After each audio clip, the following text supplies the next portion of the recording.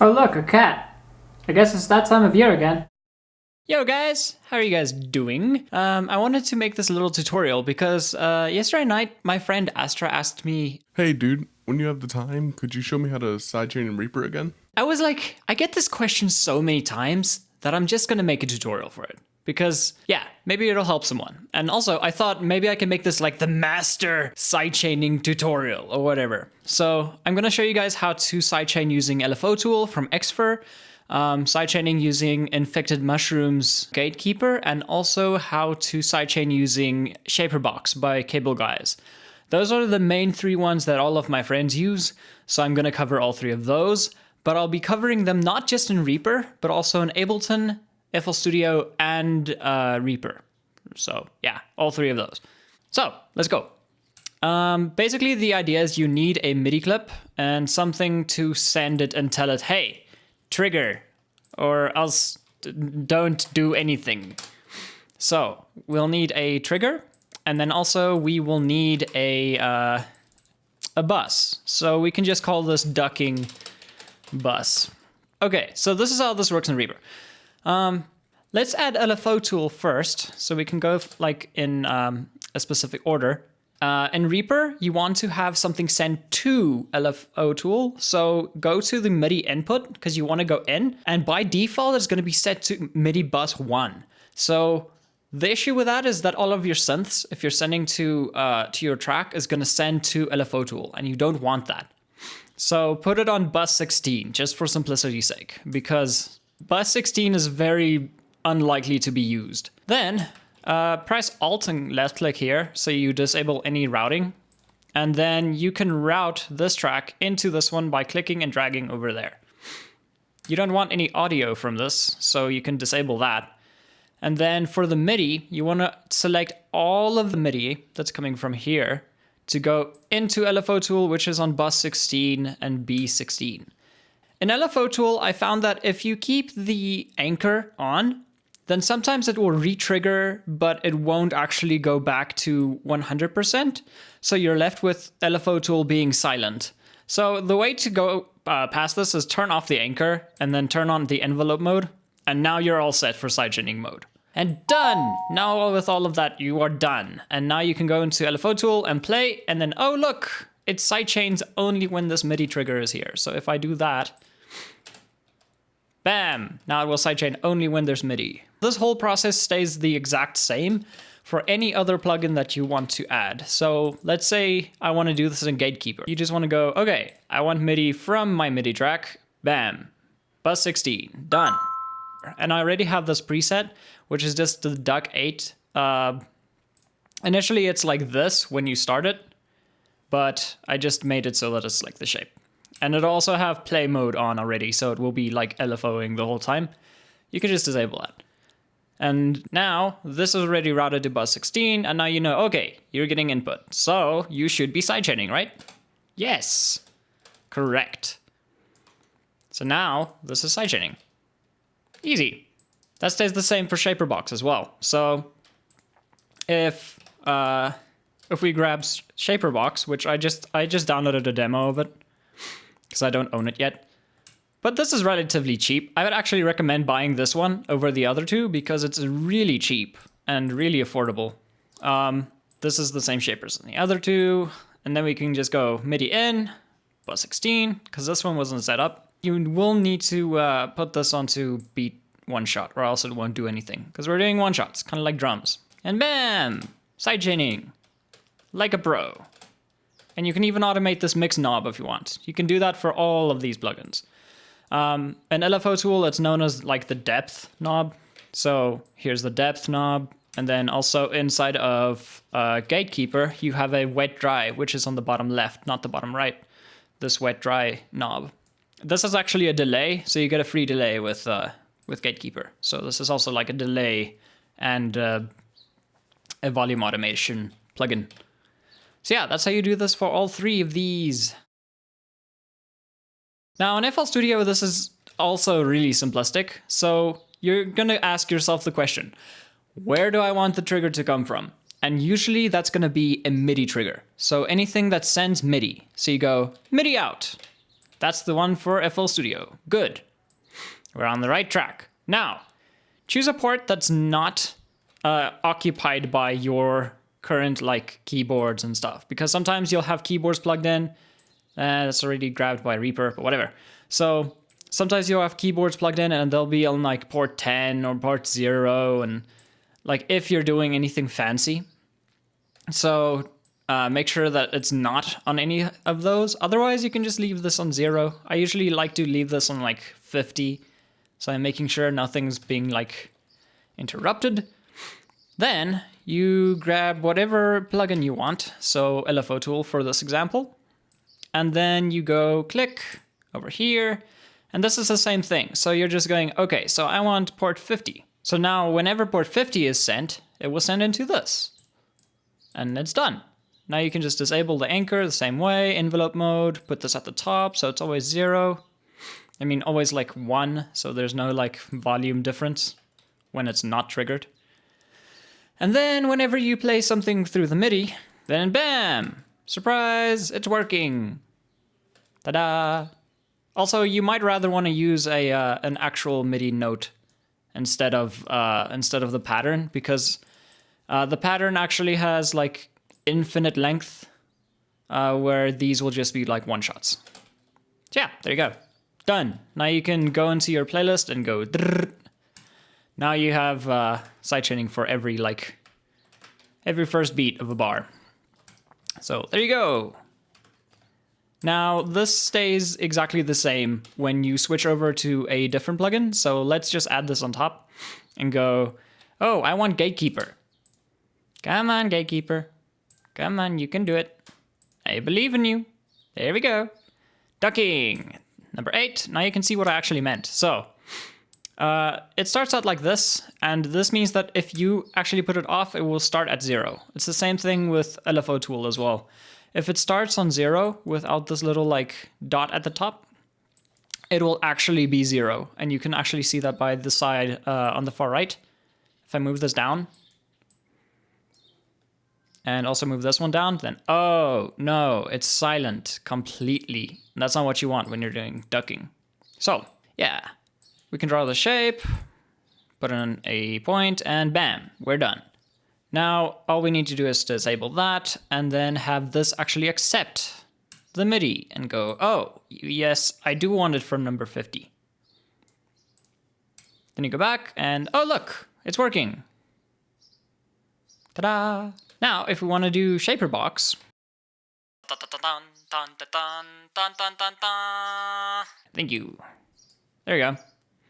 Okay, now for Shaperbox, it's going to be the same thing. Volume, can add a point, bring it down here, and we're done. Okay, so now we can go, okay, I want to have a one-shot. Good. Want it to come from 50, go into 50. And you're done. Sidechaining.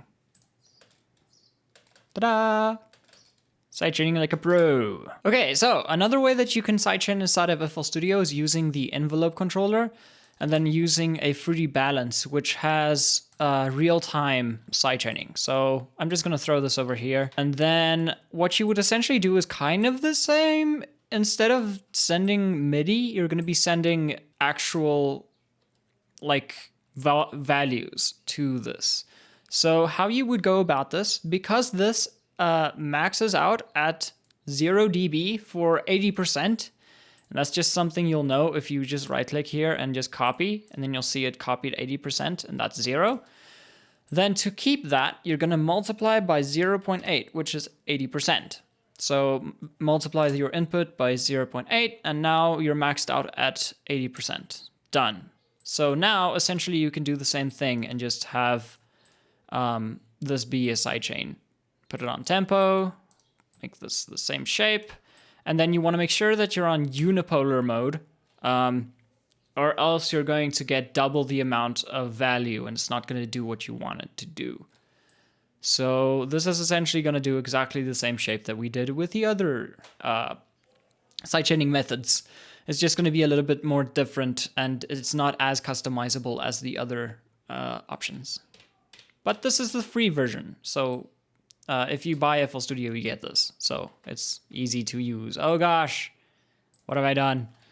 So yeah, There you go. This is the way to sidechain here. Oh, also you might need to change the base for the amount. So put that on 0. I almost forgot about that. So put the base on 0 and then have this just run to here. You have 8 different articulators, so you can do 8 different LFOs for different places, if you so wish. So you can make all of these different sidechaining shapes and just have them all trigger from here. It doesn't matter which MIDI note you use either.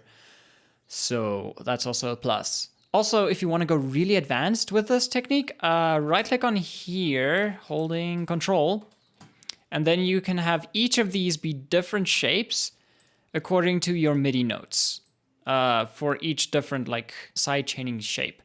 And you can just trigger these with like multiple balances, or you can do a very advanced thing where you just like have multiple links by doing this. And then multiplying by 0.8, this is just the best way to do it because you just make sure that you're maxing out instead of doing, making this like 80%. Because sometimes this gets messed up and you do not have 80% and it will just like blast you with plus 5 dB, which you don't want. So this is more precise. So there you go. So now you can have different shapes for each of these and then have different sidechaining techniques. So there you go. Ableton. Ableton is a bit wacky, considering like how the other two do it, but it's actually more simplistic as well. So there's 2 ways that you can do this in Ableton, and it all depends on how you're going to be going about this. So yeah, let me show you the more advanced way first. So you would grab an external instrument from here. And then you go, okay, I want MIDI to be sent. Where do I want it to be sent? I want it to be sent over here to my ducking bus. So I just select ducking bus. Now it says, okay, which plugin do you want? I have all of these. And I don't know why Shaperbox is multiplied by 50 million, but yeah. So there you are. I think this is like different MIDI channels. So keep that in mind. I think this is because you only get 16 MIDI channels per like track. So that might be why. I have no idea. So yeah, let's go with Gatekeeper first. Easiest one. It's already set up. So all we need to do is trigger it with MIDI. So select an area, make a MIDI track. All simplistic by now. Bam. And we're done.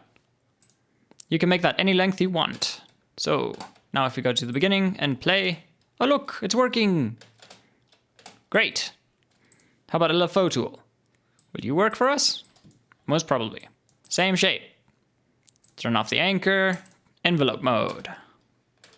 Oh, we also need to change our output. So, going to Gatekeeper. Let's go to LFOTool now. Ta-da! Working. Now, let's go to Shaperbox. Doop. Select Shaperbox number 1, because we're sending to the first MIDI track, I believe. Or something. I have no idea why it does that, but whatever. And here we go. It works. Ta-da! Beat 1 shot. It's on MIDI mode, and we're done. So yeah, this is the whole tutorial.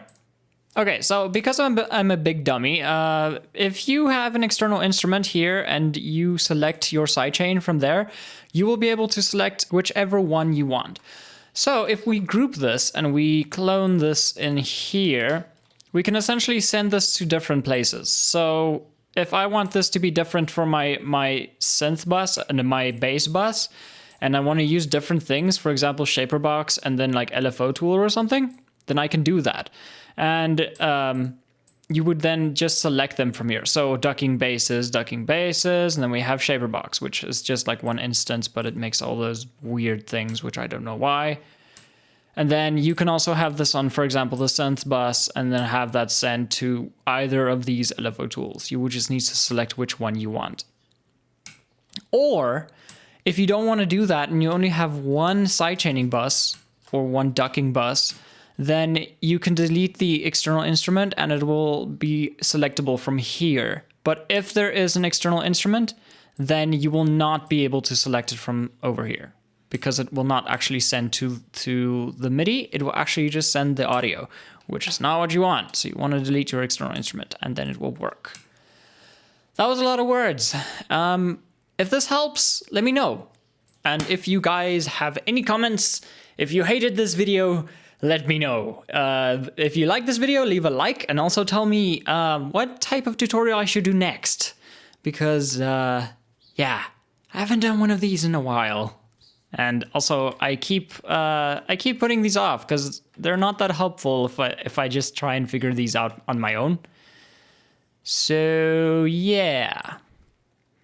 Hope you guys have a great day, and have a good one. And now you guys can see that also, if I open all three of those side by side, that all three of them have mix knobs. So mix knob over here, mix knob over here, and mix knob over here. If you go to the website and you type in Shaperbox, it's actually $99. But if you scroll down to the bottom, then you'll see it's actually just $34, where Gatekeeper is $50 and LFOTool is also like $50. So this is definitely the cheaper of the two. And among that, it also has banding, which is nice.